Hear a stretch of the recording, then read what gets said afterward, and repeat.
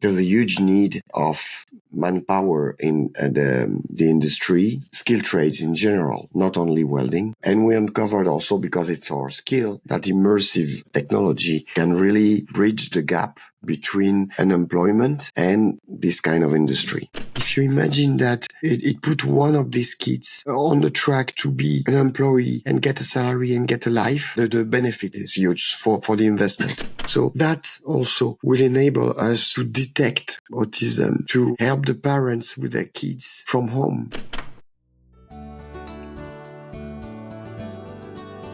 Welcome to the Metautism podcast, where we're diving into the vibrant world of autism and championing inclusive education and employment. Join us as we explore innovative strategies, share inspiring stories, and analyze groundbreaking initiatives that celebrate differences and advocate for a future of equal opportunities. Let's get started. Hello. How are you? Welcome to another episode of Metautism podcast. I'm your host, Clara, and today I'm super excited that I'm speaking with Laurent Da Dalto. He is the CEO of MIMBUS. MIMBUS is a company specialized in providing immersive solutions for vocational training. And today we'll speak with Laurent about that, but especially in terms of autism and providing training for people who are neurodivergent, for people with disabilities, and so on. Laurent, it's great to have you here. So happy to be here also, Clara. Thanks. You founded your company in 2011, and as you said on your website, you started with two main questions. How can we reevaluate vocational training, and how can we revitalize sectors under pressure? So how did you come up with answers to those questions? How did the mission change over the years? We try at least. We started, indeed 20 years ago, we started with welding, and we uncovered that there's a huge need of manpower in the industry, skilled trades in general, not only welding. And we uncovered also, because it's our skill, that immersive technology can really bridge the gap between unemployment and this kind of industry. And for us, the gate to that is through vocational training. The big problem today is that vocational training are not digitalized enough to fit with the need of the industry. And what we're trying to do is really to empower them with tools and methods that change the way they teaching and training, and enabling them to give a professional skill to someone that fit with the need of the industry. And immersive training is for that perfect tools. It can really align with an existing professional situation, make you feel you're painting, welding, an electrician working on a construction site, whatever. So that's really the core of our goal and why we are trying to deploy this solution worldwide at MIMBUS. Also, like 2 years ago, you started a project with a company, association, OTEMA TSA, and they are helping people on the spectrum in their professional development and integration, but they're especially focusing on mobility aspect, if I got that correct. For example, helping people manage the bus lines and get through the city and so on. And they actually needed a tool that allows exposure to several different jobs, a very low risk in controlled environment and so on. And you're the solution provider. So can you give us a bit more information about that project and partnership? Yes, OTEMA was really a great opportunity for us. First, because it was not far away, close to the region where we are. And second, because we did not change anything in what we were doing. Indeed, we're using the content we have on shelf, but it's just the manner, the way we are introducing the content and using the content with the kids that is different. You mentioned the mobility, and OTEMA is starting from really they going to catch the people from home, from them, from their home. So the nice things with virtual reality today is that the VR headset is just a small VR headset. You can carry it in a suitcase anywhere.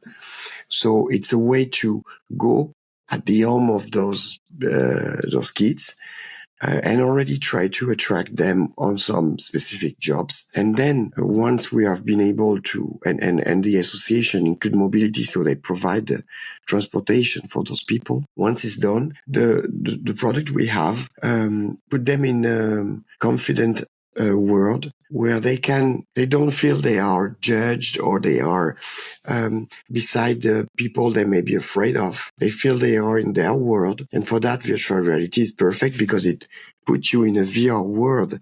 You're not in the real world. And for the autists, it's really something that fit in some of their way of being. So they feel more confident and they are able to develop their skills. And once we prove them that they are good at that skills, then we can remove the headset and show them the real situation. If someone never heard about how solutions like yours work, for example, when we spoke about project and partnership with OTEMA, the solution you had to build was based on MIMBUS Discover solution, a virtual reality job discovery tool. How would you explain how does that work for someone who never heard of something like that? Sure. Well, basically you will put the headset, and once you are in the headset, so you can imagine that everything around you will become something else. You are completely immersed into virtual reality world we created. And the first thing you will see is a map, a kind of a 3D map of a town. And in this town, you have some flags that shows different trades. So you can go for plumbing, you can go for electricity, you can go for whatever, different kind of jobs. So you pick a job and you are then projected into the worker situation. So for instance, you will be in a corridor and as an electrician, they will tell you one of the outlets on the wall is not working. So try to find which one is not working and try to replace it. We have wide variety of content. One of the things that we often use as an evaluation also is scaffolding, because we ask you to move on top of a scaffolding. And there we can evaluate if you are afraid of height, if you have vertigo or not. And that is very important because lots of jobs require you to go on top of a building and you will not be able to go through that job. So that's what we're trying to do in each of our sample. We train to evaluate the transversal skills. That would be concentration, space recognition, reading a drawing, all that things. So the activity is just an excuse that enable us to track professional skills. And by combining all those experience, because you will do maybe 5-6 experiences that last between 10 and 20 minutes maximum. At the end, we will get a kind of map of your talent, of your skills. And from that, we can drive you to a job or a trade that will fit your talent. Amazing. I mean, finding broken outlets and so on, that's a great example how it truly is the safe environment for training, for experiencing some things for the first time. I mean, we all know how dangerous it can be to literally train on outlets. I mean, I'm just maybe exaggerating a bit, but that is a good information. And I mean, you don't have to be neurodivergent to find that useful. I believe that almost everyone would find such solution useful, since I know so many people who had to choose, for example, their high school, their future profession, and they had no idea what they wanted in life because they had no real experience in that area. So it's very abstract to everyone. But could we maybe also reflect a bit how did you come up with those solutions? Did you speak with people on the autism spectrum? How did you get feedback? And how did you improve based on that? We're going step by step. We're not expecting this kind of smooth integration. We were thinking we need to create content dedicated to autism. They say from the beginning, you are autist, so we will provide you with content dedicated to you. And what we experience is that, no, we're using that for autistic people, and the way they're using it make us improve the content for everybody. And that's very interesting because, as you said, the problem is the same for every kid.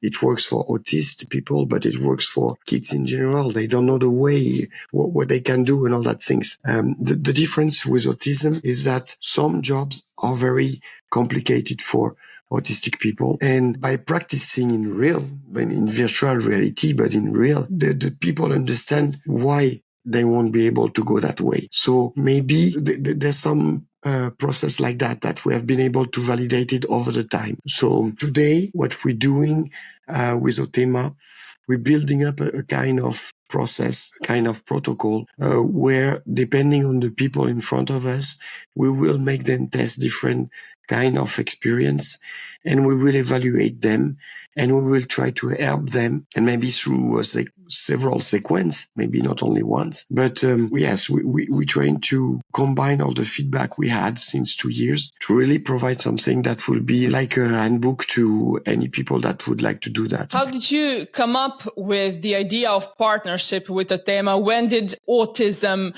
and people on the autism spectrum become, let's say, in your thoughts as a company when speaking about MIMBUS? Well, indeed, it did not come from OTEMA initially. Mm-hmm.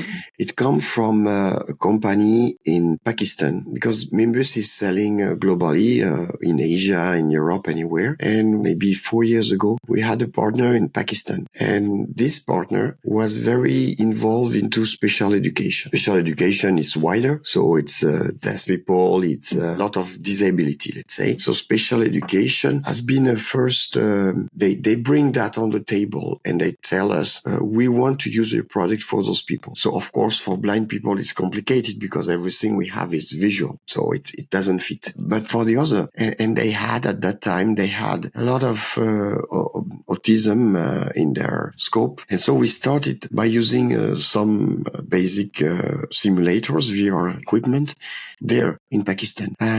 We uncovered that the feedback was great. We didn't have to create something specific. It works everywhere. I came back in France saying we should try something here. And then I met that association close to our office here in France, and we share with them the feedback from Pakistan, and then they try to apply it here in France. So that's how all started. Can we also touch base on the AI, on the artificial intelligence? Actually, do you have any stance on that? How do you see AI impacting your industry? AI is everywhere. So it's also, of course, in our industry, different levels, but we can now create avatars driven by computer that will be talking with the kids. And we know for autism that the communication with the kids are really essential. So we can design, program someone that will be trained to talk with autistic people. The kids will be able to talk, and it will be a live discussion. That's something that will probably come out soon, something we're working on. That's on the side of the VR itself. But what we're doing also, we're collecting the data, the skills evolution, the evaluation of each kids. We're collecting this data in a cloud platform. And there also, we can use AI to identify some profile. So thanks to the collection of all the data we have since the beginning, the AI can adapt the content to different type of people. And that will be very powerful and useful for autism, because depending on the type of autism, we will be able to have different type of answers. And that will be dynamic, automatic, and all that thing. So that's a big help for us in the future. When also speaking about VR, some people say it can be quite big in initial investment, depending on how many devices you need, the types of devices, and so on. But long term, it has big returns, since people can learn quickly, they can adapt. You don't have to waste time thinking or wasting a year trying to get into some vocational training that's maybe not right for you, and so on.